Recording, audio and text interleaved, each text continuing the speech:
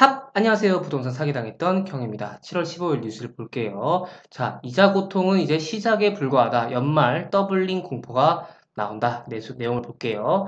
자, 기사 내용을 요약하자면 미국 연준이 고물가 쇼크의 기준금리가 0.75에서 1%포인트 인상한다고 합니다.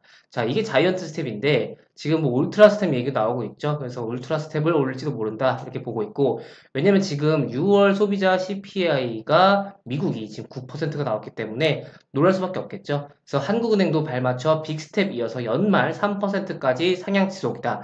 3, 4% 빌렸던 대출금리가 5, 6%대다. 이자 부담이 2배로 됐다. 한번 밑에 내용을 볼게요. 자, 전쟁으로 촉발된 글로벌 인플레이션이 세계 각국 중앙은행에 잇따른 기준금리 인상에도 잡히지 않고 지금 미국 연방준비제도가 자이언트 스텝을 넘어서 울트라 스텝 1.0%포인트 인상 밟을 가능성이 제기된다. 한국은행도 사상 첫 빅스텝에 이어서 가파른 기준금리 인상 기조를 지속하면서 계속해서 대출금리가 큰 폭으로 치솟을 전망이다. 그래서 미국 연준은 오는 26일에서 27일 여기 시간 기준으로 FOMC에서 기준금리 인상 폭을 결정할 예정인데 이번 FOMC에서 기준금리를 0.75에서 1%, 자이언트나 혹은 울트라 스텝으로 인상할 것으로 보고 있다.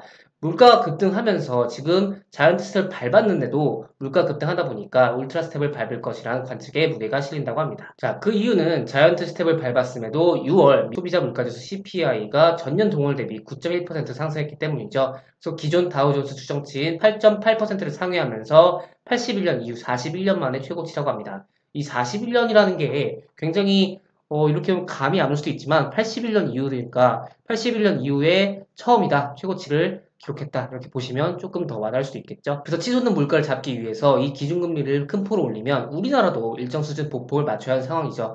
현재 미국의 기준금리가 1.5에서 1.75, 한국이 2.25%로 이 상단 1.75를 기준으로 했을 때 0.5 차이가 있는 거죠. 연준이 이달 FOMC에서 0.75에서 1%를 인상해버리면 단번에 한국보다 높아지게 되죠. 그래서 이 금리가 역전되면은 계속해서 얘기를 했지만 이 외국인 투자자들의 자금이 유출될 가능성이 크고 환율이 급등해서 수입 물가가 오르는 등 악영향을 줄 수 있죠. 그래서 이에 한은 역시 앞으로의 금통위에서 지속적인 기준금리 인상을 예고한 상태다.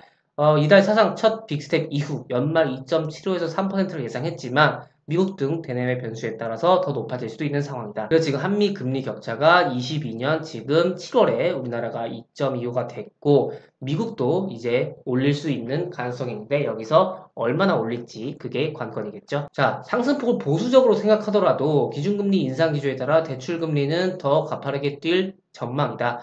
현재 주택담보대출과 신용대출 금리 상단은 6%를 넘어섰다.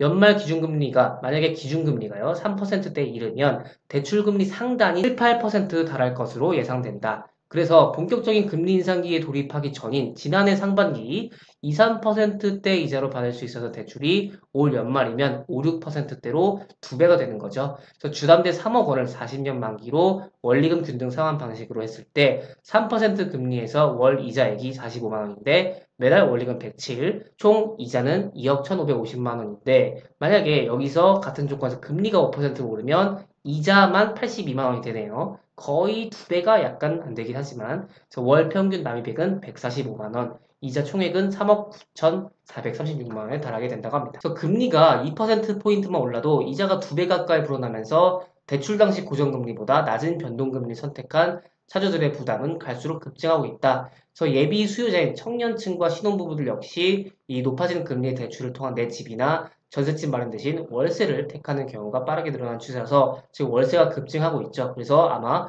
월세에 대한 수요도 높아지기 때문에 월세 값도 만만치 않게 오를 것으로 보입니다. 그래서 또 어떤 사람은 글로벌 금융위기인 2008년 12월 국내 기준금리는 3%를 기록했고 신규 주담대 금리가 6.81%까지 치솟은 경험이 있다. 당시 가계대출 금리별 비중은 5에서 8% 미만 대출자가 84.8%나 됐다고 설명했네요. 그래서 어쨌든 지금 굉장히 상당한 압박이 있고 금리 압박이 있기 때문에 여러분들이 조금 더 신중하게 대출 관리를 잘 하셔야 될 것 같고 뭐 제 유튜브를 보시는 분들 중에 당연히 매수를 해서 사시는 분들도 있겠고 전세 월세가 있을 텐데 다 각각 대출이 있으실 거라고 생각이 됩니다. 뭐 물론 월세인 분들은 보증금 내고 월세 내겠지만요. 그래서 월세도 지금 오를 가능성이 있기 때문에 여러분들이 조금 돈 관리를 자기의 상황에 맞게 잘 하시는 게 중요하겠네요. 네, 오늘은 여기까지 진행하도록 하겠고요. 조금이라도 도움이 되셨다면 좋아요만 부탁드리겠습니다. 제작에 큰 힘이 됩니다. 그러면 다음 시간에 뵐게요. 여러분, 안녕!